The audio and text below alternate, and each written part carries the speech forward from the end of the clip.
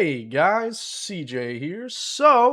Heroic has been dominating the news this week. They have solidified their roster for the upcoming season, and in their long-standing tradition of somehow managing to remain competitive on that borderline tier while putting together at least somewhat a quality team, they have done it once again. They have announced the benching of Xflout, who has been signed by Foot in place of Lonks, and they have announced the benching of Youngstar, the pretty much soldier of this team who has done everything that they have ever asked of him, including picking up the op and being damn serviceable at it after they fucked up Alcaran's visa.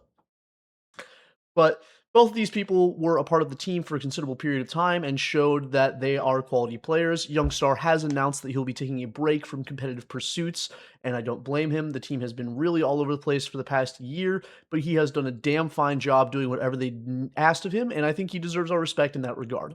But instead of looking back, let's look forward. They have announced the signings of Brollan and the signings of Martinez. And both of these are high quality players, in my opinion. Brolin being the real standout signing, as you would have thought a majority of teams in the upper tier of Counterstrike outside of Heroic may have looked after getting him. Whatever you may think of Mouse, and I've made my feelings clear on Mouse in the past couple of years, or at least in the most recent iterations of Mouse, is that they hit their ceiling, but their ceiling was still regularly bombing out in semifinals. If you're a team that's not even making playoffs or not even regularly making semifinals, I see no reason why you wouldn't consider him.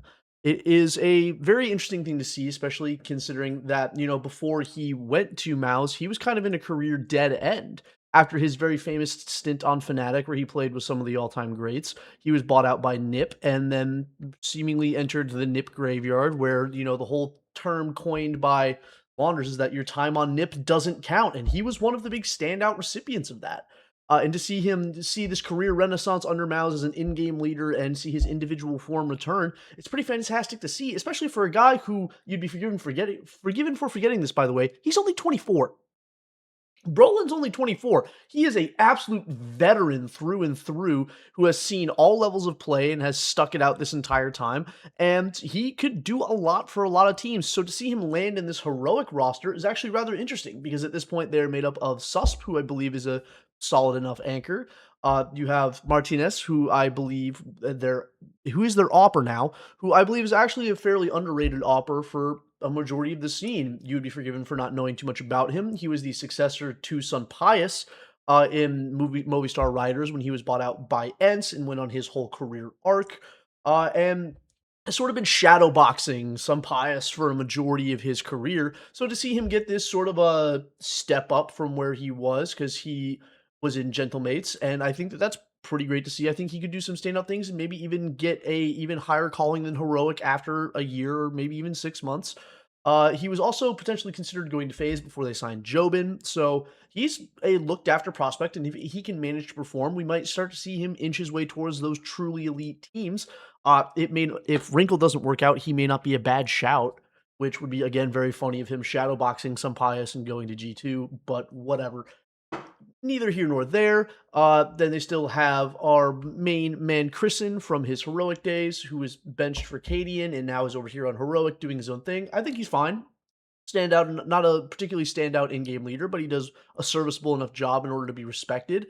And Brolin, who is now this veteran presence within the team, as assumedly a secondary caller or a secondary voice within the team, who can still fry when he needs to fry. And so being alleviated of those responsibilities of IGL may allow him to regain even more individual form. And for a team like Heroic, with the level of opposition they're going to be facing, I see no reason why he can't return to a 1.1 something rating as a rifler. He's a quality player.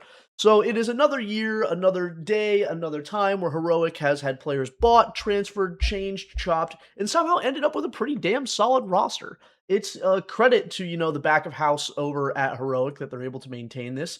Again, even though they fucked up Alcaran's visa and that fucked them over for a while. And also, totally forgot, Nilo.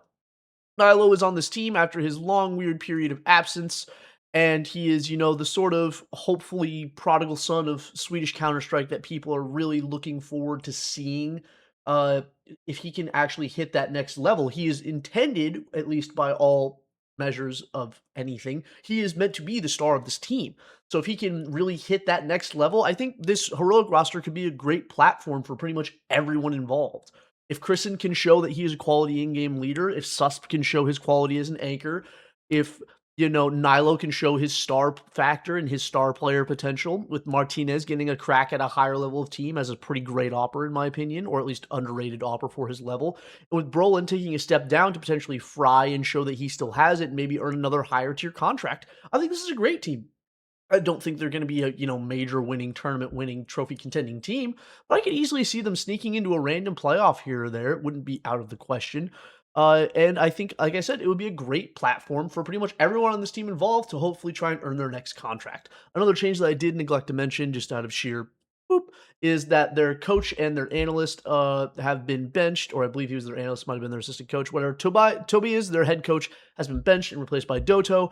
As we always say, it's very difficult in order to understand what a coach truly does for a team without the players coming out and talking about it, without the org coming out and talking about it, without them getting time at the highest levels for us to really see their timeout conversion rates or to see, the speeches they give, see them give interviews.